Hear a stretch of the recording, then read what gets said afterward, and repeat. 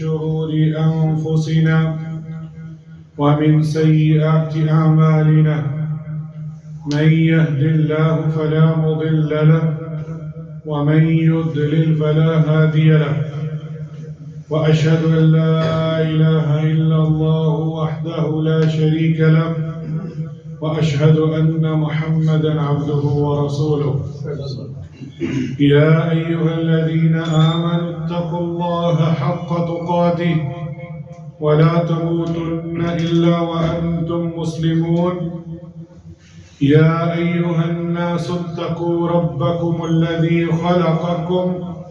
خلقكم من نفس واحدة وخلق منها زوجها وبث منهما رجالا كثيرا ونساء واتقوا الله الذي تساءلون به والأرحام إن الله كان عليكم رقيبا يا أيها الذين آمنوا اتقوا الله وقولوا قولا سديدا يصلح لكم أعمالكم ويغفر لكم ذنوبكم ومن يطع الله ورسوله فقد فاز فوزا عظيما أما بعد إن أصدق الحديث كتاب الله وأحسن الهدي هدي محمد صلى الله عليه وسلم وشر الأمور محدثاتها وكل محدثة بدعة وكل بدعة ضلالة وكل ضلالة في النار أعوذ بالله السميع العليم من الشيطان الرجيم من همزه ونفثه ونفخه حتى إذا جاء أحدكم الموت قال رب ارجعون لعلي أعمل صالحا فيما تركت كلا إنها كلمة هو قائلها ومن ورائهم برزخ إلى يوم يبعثون. لائق تکریم سامعین مکرم، آج رمضان مبارک کا 13 رمضان مبارک ہے اور یہ ہفتے کا سید الایام جمعۃ المبارک کا دن ہے۔ سب سے پہلے میں اپنے آپ کو اور پھر آپ سب کو نصیحت کروں گا، اتق اللہ، اللہ کا ڈر اپنے اندر پیدا کیجیے۔ وہ ڈر جو آپ کو برائی سے روکے، آپ کو ہر قسم کی برائی قول اور فعل سے روکے، یہ اصل ڈر ہے۔ اور اگر آپ سے برائی ہو جائے جانے اور انجانے میں تو اللہ کی طرف رجوع کیجیے، اس کی طرف لوٹیے، صرف وہی معاف کرنے والا ہے۔ آج میں نے سورۃ المؤمنون کی آیت نمبر 99 اور 100 آپ کے سامنے تلاوت کی ہے، جس میں اللہ سبحانہ و تعالی اپنے کلام مبارک میں ارشاد فرماتے ہیں حتی اذا جاء احدهم الموت قال رب ارجعون، یہاں تک کہ جب ان میں سے کسی کے پاس موت آتی ہے، یعنی کسی بھی شخص کے پاس جب موت آتی ہے تو وہ کہتا ہے اے میرے رب مجھے واپس بھیج دے یا مجھے موقع دے دے، پھر لعلی اعمال صالحا فیما ترکت، تاکہ میں جو کچھ چھوڑ آیا ہوں اس میں کوئی نیک عمل کر لوں۔ کلا، ہرگز نہیں، انہا کلمۃ ہوا قائلہا، یہ صرف تیرے الفاظ ہیں، تو جو کہہ رہا ہے یہ صرف الفاظ پر مبنی ہے، لیکن تو اصل میں کام واپس جا کر نہیں کرے گا۔ وَمِن وَرَائِهِمْ بَرْزَخٌ إِلَى يَوْمِ يُبْعَثُونَ، اور تیرا ٹھکانہ برزخ کے اندر ہے، تمہیں وہیں رہنا ہے۔ یہ آیت کریمہ ہمیں بتا رہی ہے کہ نیک اعمال کرنا ہمارے لیے کتنا ضروری ہے۔ مفسرین کہتے ہیں کہ یہ آیت مبارکہ کافروں کے لیے ہے، ان کے اوپر اتری اور ان کے بارے میں یہ وعید آئی ہے کہ وہ پکار اٹھیں گے کہ اللہ ہمیں واپس بھیج، ہم واپس جا کر تیری عبادت کریں گے، نیک اعمال کریں گے۔ لیکن کلا، یہ اللہ سبحانہ و تعالیٰ اپنے غصے سے بولے گا۔ اللہ سبحانہ و تعالیٰ بھی غصہ کرتے ہیں۔ ہمارے دل میں ہے کہ اللہ سبحانہ و تعالیٰ غفور الرحیم ہے، اس میں کوئی دو رائے نہیں، لیکن اللہ سبحانہ و تعالیٰ شدید العقاب بھی ہے، بہت سخت عذاب دینے والا بھی ہے۔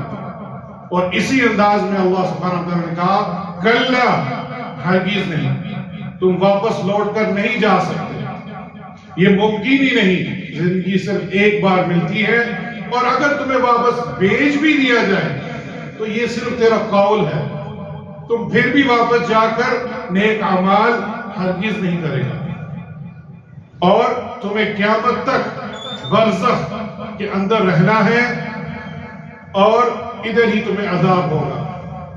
برزخ یہ وہ جگہ ہے جو زندگی کے بعد اور قیامت میں اٹھنے سے پہلے، روز محشر سے پہلے آپ نے وہاں زندگی گزارنی ہے، اور اسی کے لیے اللہ سبحانہ و تعالیٰ نے یہ آیت مبارکہ ارشاد فرمائی تھی۔ اور ایک اور جگہ اللہ سبحانہ و تعالیٰ نے فرمایا وَلَوْ رُدُّوا لَعَادُوا لِمَا نُهُوا عَنْهُ، سورہ الانعام کے اندر، اگر انہیں دنیا میں لٹا دیا جائے تو یہ پھر وہی کام کریں گے جس سے انہیں منع کیا گیا تھا۔ تو لہٰذا یہ میرے اور آپ کے لیے اللہ سبحانہ و تعالیٰ فرماتے ہیں کہ کافر کی اس امید کو یاد رکھو کہ وہ خود زندگی کی گھڑیاں اطاعت اللہ پر بھروسہ کرنے کے لیے نہیں اس نے زندگی گزاری تھی۔ تو جو کافر اپنی امیدیں ظاہر کر رہا ہے مرنے کے بعد، یہ میرے اور آپ کے لیے لمحہ فکریہ ہے کہ کہیں ہمیں پچھتانا نہ پڑ جائے۔ یہ رمضان المبارک کا مہینہ یہ ہمیں کہہ رہا ہے کہ نیک اور صالح اعمال کر لو، اپنے آپ کو جہنم سے، آگ سے بچا لو۔ اور میں آپ کے سامنے چھوٹے چھوٹے اعمال، اور مجھے امید ہے آپ یقیناً کرتے ہوں گے، ان چھوٹے اعمال کے بدلے اللہ سبحانہ و تعالیٰ کتنا غفور الرحیم ہے، ہمیں کتنا اجر عطا فرماتا ہے۔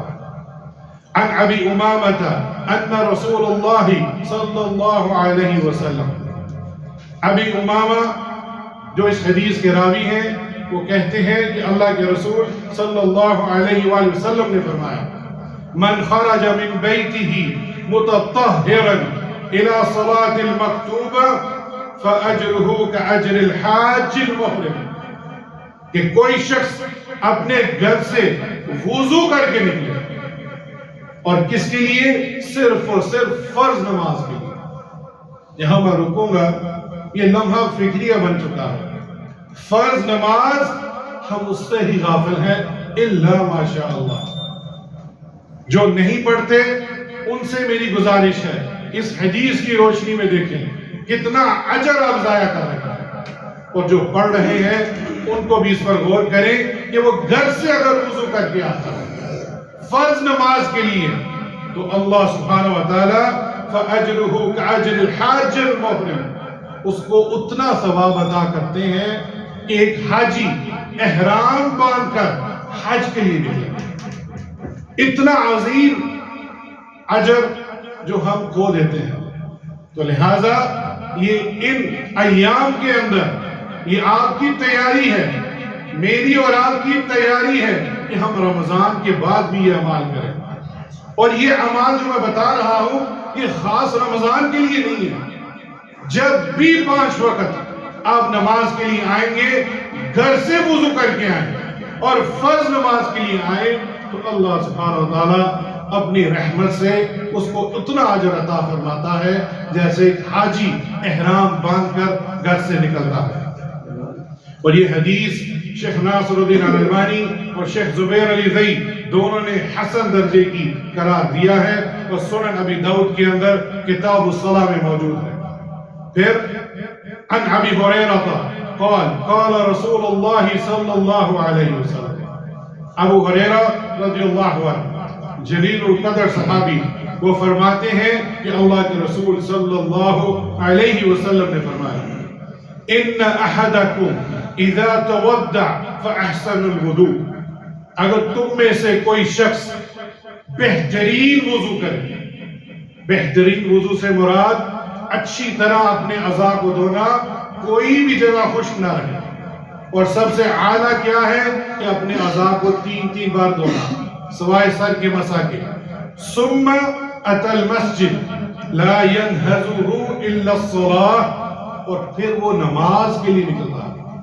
इस हदीस में भी अल्लाह सुब्हानहु व तआला के रसूल सल्लल्लाहु अलैहि वसल्लम फरमा रहे हैं कि वो वुजू करता है और बेहतरीन वुजू करता है और फिर मस्जिद की तरफ निकलता है। ला यनहाजुहु इल्ला अस्सलाह, यनहाजुहु का मतलब कि उसको कोई किसी चीज की भी जरूरत नहीं, सिर्फ और सिर्फ नमाज के लिए निकला है, कोई उसे और काम नहीं। लम यख्तु खुतुअतन इल्ला रफ़अल्लाहु अज़्ज़ा व जल बिहा दरजा, और उसके हर एक एक कदम पे अल्लाह सुब्हानहु व तआला उसके दरजात को बुलंद करता है। वहत्ता अन्हु बिहा खतीअतन हत्ता यदखल अल मस्जिद औ कमा क़ाल सल्लल्लाहु अलैहि वसल्लम, और उसके हर एक एक कदम पे उसके गुनाहों को भी माफ फरमाता है। पहले वुजू किया तो उसको हज के जितना जो हाजी है उसका सवाब मिल गया, फिर वो चलकर आया, जी हाँ चलकर आया, और हर एक कदम पर उसे दरजात भी मिल रहे हैं और गुनाहों की माफी भी मिल रही है। इसीलिए सहाबाए कराम सलफ सालिहीन, ये बहुत सारी हदीसों में नकल किया गया कि ये सहाबा रसूल चाहते थे कि मदीना मुनव्वरा में हम मस्जिद नबवी के पास घर बना लें ताकि हमें दूर से चलकर ना आना पड़े, लेकिन ये बात अल्लाह के रसूल सल्लल्लाहु अलैहि वसल्लम को पता चली कि नहीं, ऐ मेरे सहाबा, आप जहां हो वहीं रहो, लेकिन जब चल के आओगे तो तुम्हें हर कदम पे इसका अजर मिलेगा। ये है सहाबा की हिर्स अमाल की, ताकि उनके दरजात बुलंद। एक सहाबी रसूल से पूछा कि तुम गधा क्यों नहीं खरीद लेते सवारी के लिए, इतनी तपश धूप है और रेत भी जल रही है और तुम पैदल चल के आ रहे हो। तो उन्होंने भी यही जवाब दिया कि अल्लाह के रसूल खातमुन नबीयीन ने यही इरशाद फरमाया था कि आप एक एक कदम पे जब चलकर आओगे फर्ज नमाज के लिए तो आपको हर कदम पे अजर भी मिलेगा, गुनाहों की माफी भी मिलेगी। तो यहाँ ये भी बताता चलो कि खास मस्जिद नबवी या मस्जिद अल हराम से इसका कोई ताल्लुक नहीं है, ये किसी भी मस्जिद के लिए आप चल कर आओगे। तो यहाँ एक और गुजारिश करूंगा, जिनके वो सवारियों पर आते हैं, यकीनन आप आइए, इसका फायदा उठाइए, लेकिन मस्जिद के करीब आकर किसी दूर जगह गाड़ी पार्क कर लीजिए, दूर बाइक को अपनी पार्क कर लीजिए, ताकि आप कदम से चलकर आए और आपको हसनात मिले। एक सहाबी रसूल ताबई ने देखा कि वो छोटे छोटे कदम लेकर चल रहे हैं, बिल्कुल छोटे।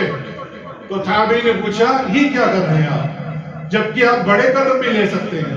तो सहाबी रसूल ने कहा कि अल्लाह के रसूल ने यही हदीस सुनाई थी कि हर कदम पर उसको अजर मिलेगा और उसकी गुनाह माफ होंगे, तो मैं छोटे छोटे कदम ले रहा हूं ताकि मेरे कदमों में इजाफा हो जाए।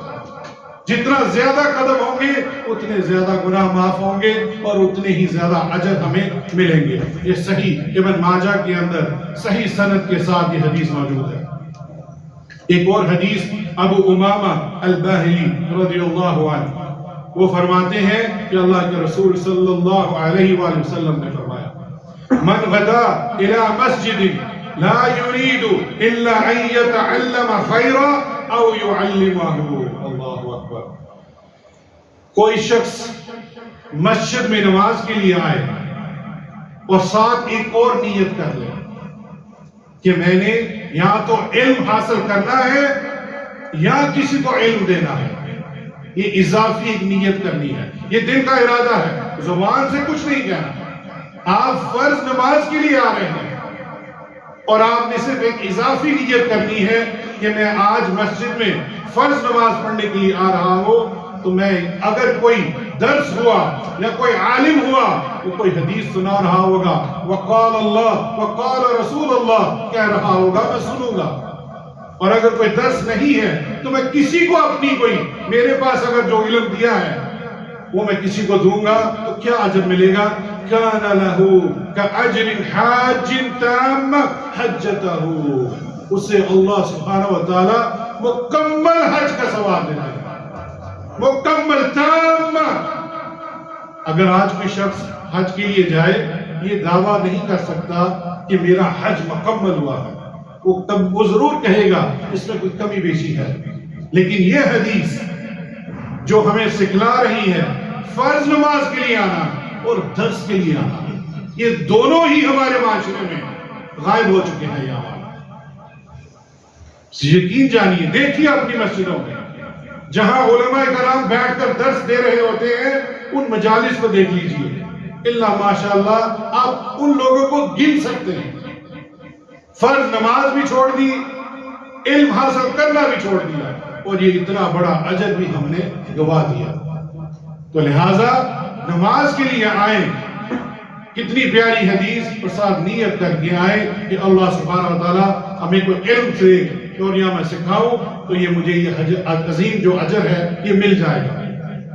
یہ ہر پانچوں نمازوں میں کر سکتے ہیں، کوئی خاص ایک نماز نہیں اور کوئی خاص مسجد بھی نہیں ہے. علماء کرام نے اس کی شرح میں یہی بیان کیا ہے، اور یہ حدیث صحیح الترغیب کے اندر شیخ ناصر الدین الالبانی رحمہ اللہ نے صحیح قرار دیا ہے. پھر من صلى فجر في جماعة ثم قاعد يذكر الله حتى تطلع الشمس ثم صلى ركعتين كانت له كأجر حج وعمرة تامة تامة تامة أو كما قال صلى الله عليه وسلم.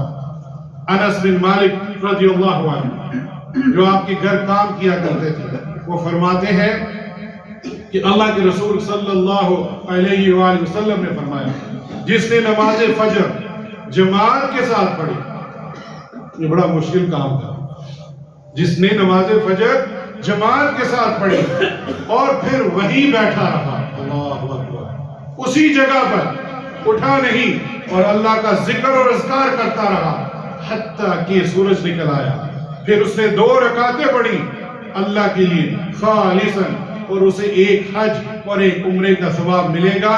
اور اللہ کے رسول صلی اللہ علیہ وآلہ وسلم نے فرمایا اس کو تامتن تامتن تامتن پورا پورا پورا حج اور عمرے کا ثواب. کتنا آسان ہے حج اور عمرے کا اجر لینا.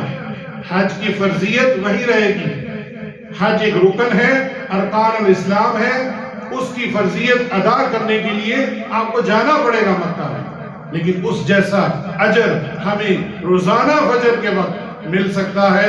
کاش ہم اس پر عمل کریں. اور یہ حدیث بھی صحیح ہے، انس بن مالک رضی اللہ عنہ اس کے راوی تھے، اور شیخ ناصر الدین الالبانی نے اخرجہ الترمذی کے اندر اس کو صحیح سند کے ساتھ پیش کیا ہے. مسند احمد میں ایک اور حدیث ہے کہ اللہ کے رسول صلی اللہ علیہ وآلہ وسلم کی خدمت میں بیٹھے ہوئے تھے، آپ نے 14ویں کی رات کا چاند کو دیکھا اور فرمایا اللہ اکبر کہ تم اپنے رب کے سامنے پیش کیے جاؤ گے اور اسے اسی طرح دیکھو گے جس طرح تم اس چاند کو دیکھ رہے ہو. اللہ اکبر.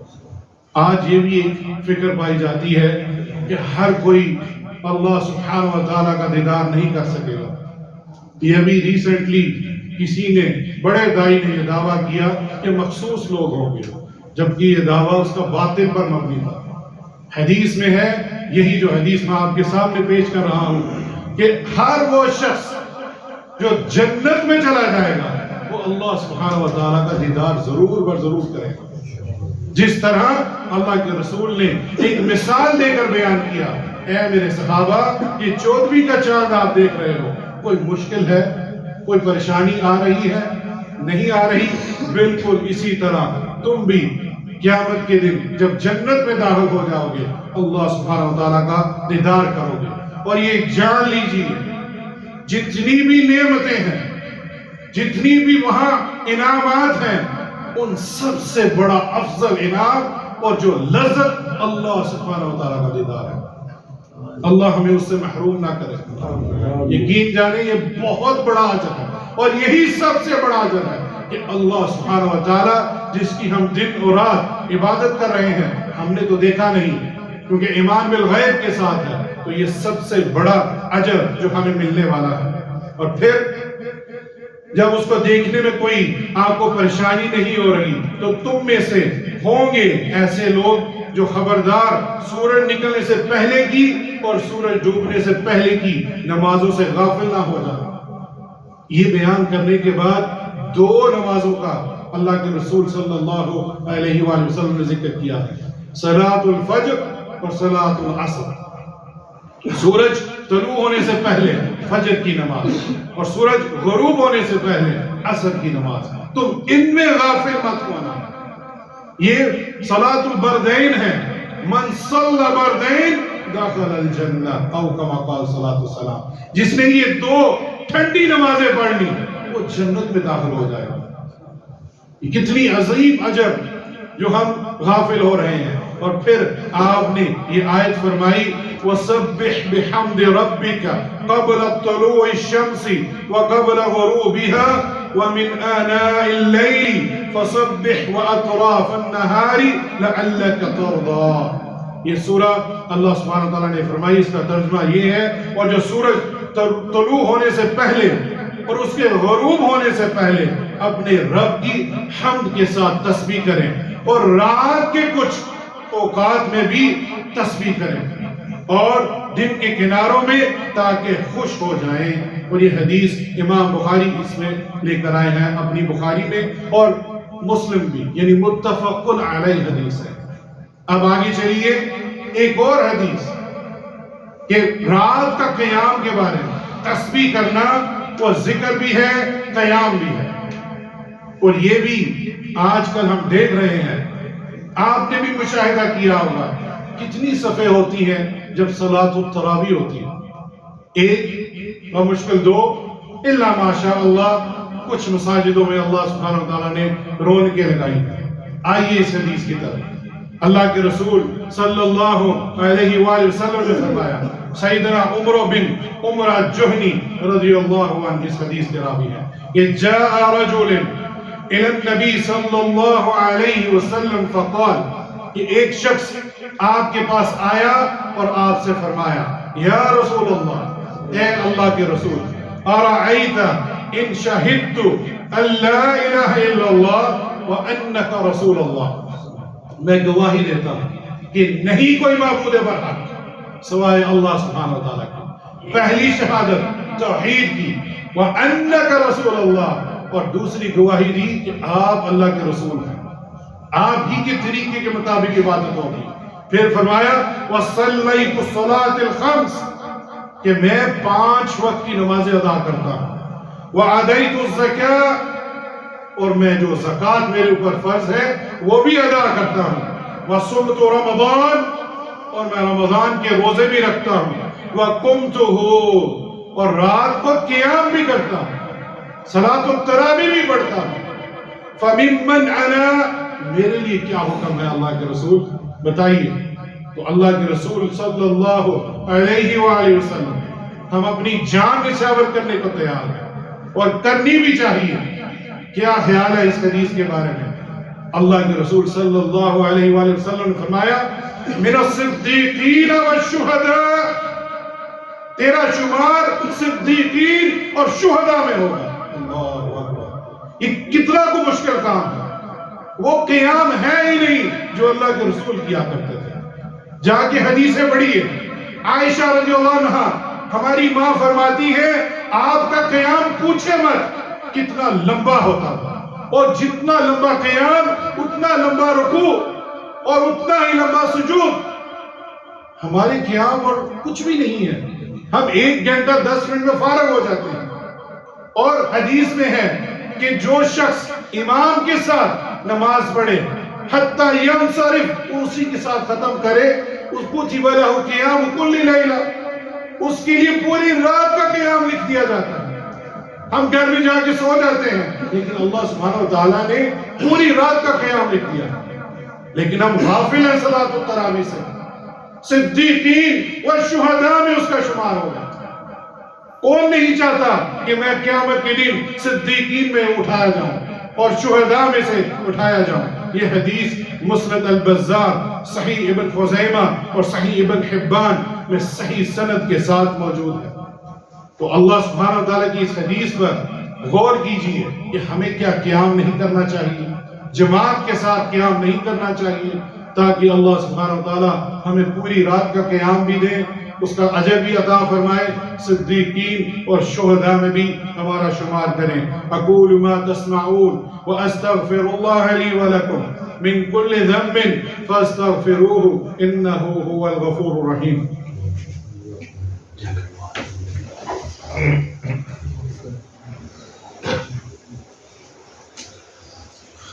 الحمد لله والصلاة والسلام على رسول الله وأشهد أن لا إله إلا الله وحده لا شريك له وأشهد أن محمدا عبده ورسوله۔ ایک اور عمل عن ابی ذر رضی اللہ عنہ، اس حدیث کے راوی ہیں، اور یقین جانے یہ سنت المہجورہ، یعنی لوگ اس سنت کو بھول چکے ہیں، الا ما شاء اللہ۔ اللہ کے رسول صلی اللہ علیہ وآلہ وسلم نے فرمایا، من قال في دبر صلاة الفجر وهو ثان رجليه قبل ان يتقلب، جو صلاة الفجر پڑھے، اور ایک اور حدیث میں ہے مغرب، یہ دونوں اوقات کی نماز یاد رکھیے گا، صلاة الفجر اور صلاة المغرب، وہ ادا کرے، وهو ثان رجليه، اور جس حالت میں ہے، جس حالت میں اس کے پاؤں ہیں اسی حالت میں رہے، اٹھے نہ، اور ان یتکلم قبل ان یتکلم، اور بات کرنے سے پہلے یعنی خاموش رہے، اسی سلام پھیر کر استغفر اللہ استغفر اللہ استغفر اللہ اللہم انت السلام ومنک السلام تبارکت یا ذا الجلال والاکرام، یہ ذکر کرنے کے بعد اسی حالت میں، جس حالت میں پاؤں مڑا ہوا ہے اور کلام نہیں کرنا، یہ 10 بار کہنا ہے۔ لا الہ الا اللہ وحدہ لا شریک لہ لہ الملک ولہ الحمد یحیی ویمیت وہو علی کل شیء قدیر، یہ 10 بار آپ نے دہرانا ہے، فجر میں اور مغرب میں۔ کیا انعام ملے گا؟ اللہ کے رسول صلی اللہ علیہ وآلہ وسلم نے فرمایا 10 مرتبہ پڑھنے پر اسے 10 نیکیاں ملیں گی، اس کی 10 برائیاں مٹا دی جائیں گی۔ کوئی مٹا سکتا ہے ہمارے نامہ اعمال سے برائیوں کو؟ نہیں مٹا سکتا۔ پھر اس کے لیے 10 درجات بلند کر دیے جائیں گے، یہ تیسرا انعام ہے۔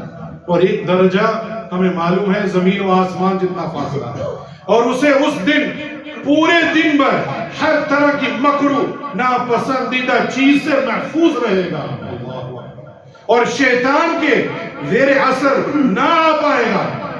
ہم شیطان سے بچنا چاہتے ہیں، یہ عمل کیجئے جو ہم بلا چکے ہیں، اسے کسی چیز پر، مکروہ چیز پر کوئی ضرب نہیں آئے گی، اور شیطان کے زیر اثر نہ آنے پائے گا، اور اس کی نگہبانی کی جائے گی۔ اللہ اکبر۔ کون نگہبان کرے گا؟